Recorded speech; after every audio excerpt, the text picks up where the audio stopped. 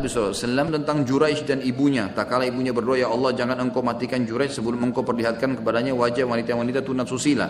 Maka Allah pun mengabulkan permintaannya sebagai karamah baginya dari Allah Subhanahu Wa Taala. Dari Juraij sudah tahu kisahnya kan? Bagaimana dia ahli ibadah di zaman Bani Israel. Kemudian ibunya pernah panggil, dia lagi ibadah sunnah. Dia lagi ibadah, kemudian dipanggil oleh ibunya. Waktu ibunya panggil, Juraij rupanya nggak dengar. Maka tetap saja dia ibadah. Ibunya tahu, melihat ada alas kakinya Juraij. Lalu ibunya mengatakan sambil marah, ya Allah jangan kau matikan Juraij kecuali engkau sudah perlihatkan dia wanita tunasusila. Maka dikabulkan doanya. Ibunya orang salihah, tapi subhanallah buru-buru berdoa kepada Allah. Makanya kata Nabi SAW, jangan kalian doakan diri kalian dan keluarga kalian keburukan. Karena bisa saja malaikat lewat dan mengaminkan. Juraij dan ibunya dua-dua orang saleh. Tapi terjadi di sini kasus doanya ibunya. Lalu dikabulkan oleh Allah SWT. Tiba-tiba ada orang-orang dari jahiliyah, dari kaumnya dia berkata, 4-5 orang kumpul iseng. Mereka bilang, siapa yang bisa menetes Juraij nih? Kita mau tes imannya, benar gak dia nih? Salah satu mereka bilang, coba kita tes. Yang paling gampang menggoda laki-laki perempuan. Cari perempuan. Cari perempuan tunasusila, naudzubillah pezina yang dianggap paling cantik, paling hebat menggoda, paling luar biasa, kata-katanya beracun dan seterusnya. Dipanggil, lalu dia bilang, mereka bilang, bisa gak kamu goda Juraij? Kalau bisa, kau minta apa saja kami kasih. Kata dia, baik, saya akan goda. Bahkan saya akan buat Juraij berzina dengan saya. Kata mereka, buat. Kalau kau bisa goda sudah bagus, berzina maka kami kasih lebih besar lagi. Datang ke tempat ibadahnya, perempuan ini masuk. Kemudian tiba-tiba saja dia menawarkan diri, dia memperlihatkan anggota tubuhnya, tapi subhanallah Juraij tidak bergerak. Enggak melihat, enggak ajak ngomong dan mengusir orang itu dari tempat ibadah. Perempuan ini sudah ditunggu oleh orang-orang di depan. Yang jahat-jahat ini yang mau kasih harta. Maka dia mau hartanya, dia juga malu.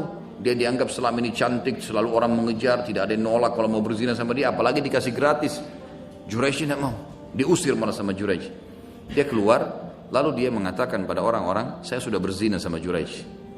Untuk membuktikan kalau saya sudah berzina, lihat nanti, saya hamil dari Juraij. Lalu dia pun pergi ke gembalaan kambing. Perempuan ini kemudian dia berzina dengan penggembala kambing. Akhirnya hamil. Lalu kemudian dia datang ke kaumnya dan dia mengatakan, lihat nih, Juraij yang menghamili saya. Orang-orang ini tokoh-tokoh masyarakat tadi mengatakan, tuh betul Juraij berarti bohong tuh, apalah segala. Dihancurin tempat ibadahnya Juraij. Juraij pun diseret, ya sempat dilemparin kotoran segala macam, dipermalukan. Maka Juraij pun sabar, anggap itu sebuah cobaan, dia tidak peduli. Dia keluar dari kampungnya. Juraij menunggu sampai perempuan itu melahirkan. Dia dengar berita perempuan itu melahirkan, didatangi sama dia. Orang-orang pada kumpul semua di situ. Lalu Juraij waktu masuk orang ikutin semua. Juraij kemana nih? Ke rumah perempuan itu.